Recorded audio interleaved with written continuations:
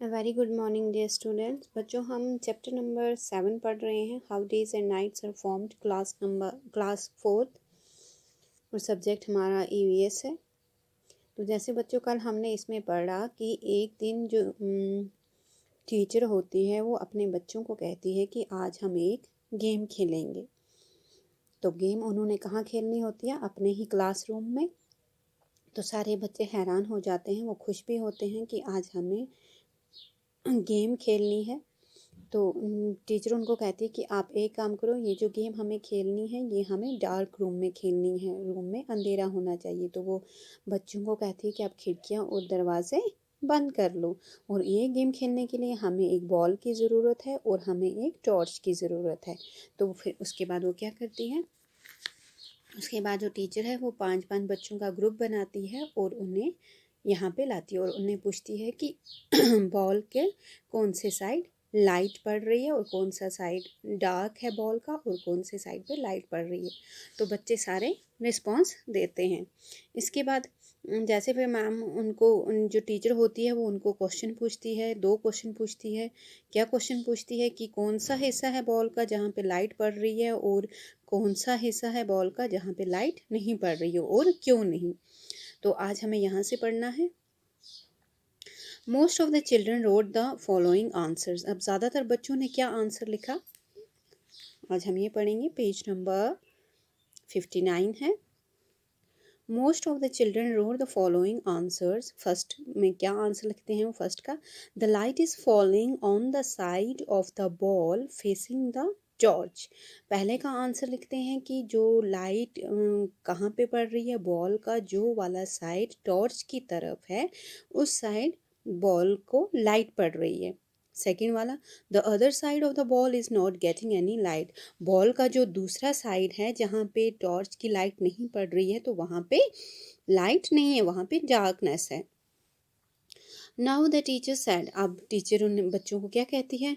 We will write the word light on the side of the ball which is getting the light from the torch. अब teacher बच्चों को कहती है कि चलो अब हम एक काम करते हैं, टॉर्च से बॉल के जिस साइड पे लाइट पड़ रही है हम वहाँ पे लाइट लिखते हैं। अब उस पे बॉल की जिस साइड पे लाइट पड़ रही है टॉर्च की तो वहाँ पे वो लाइट लिख देते हैं। And darkness on the other side of the ball, और डार्कनेस हम वहाँ पे लिखेंगे जहाँ पे बॉल का दूसरा साइड है, जहाँ पे टॉर्च की लाइट नहीं पड़ रही। तो ऐसे ही बच्चों आप भी पेज टर्न कीजिए।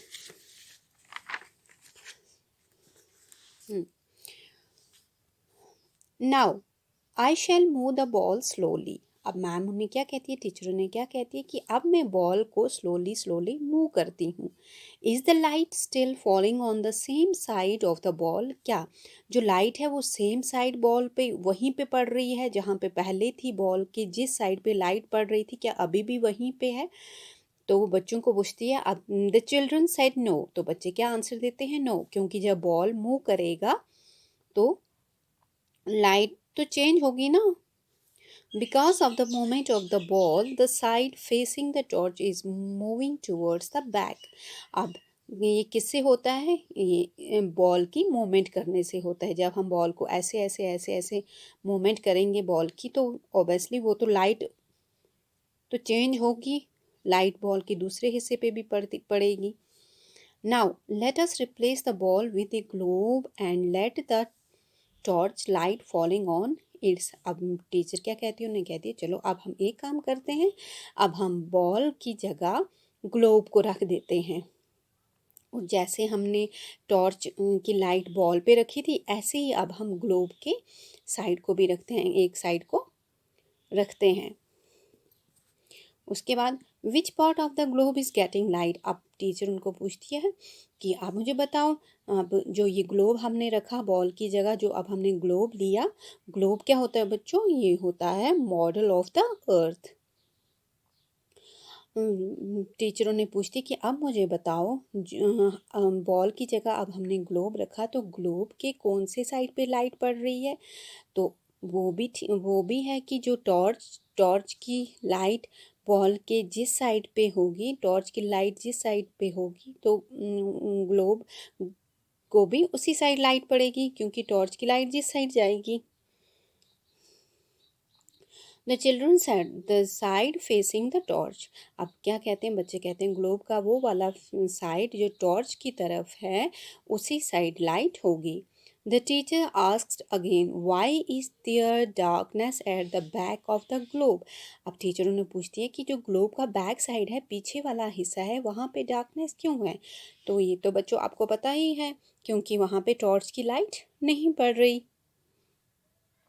The children looked at the globe and replied because that part is not getting light। अब बच्चे ग्लोब की तरफ देखते हैं और बताते हैं कि मैम जो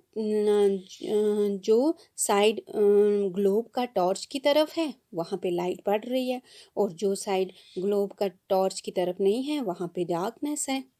now I shall move the globe slowly. अब टीचरों ने क्या कहती है कि मैं ग्लोब को स्लोली स्लोली मूव करूँगी। what do we see? हम क्या देखते हैं? asked the teacher। the side of the globe facing the torch gets light and there is darkness on the other side।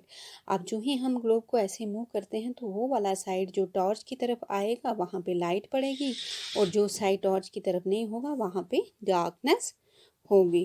तो आई होप बच्चों आपको यहाँ तक अंडरस्टूड हुआ होगा। आज हम यहीं तक पढ़ेंगे, कल हम बाकी की रीडिंग करेंगे। तो आप ये घर में बुक की रीडिंग भी करना, लेसन की रीडिंग अच्छे से करना।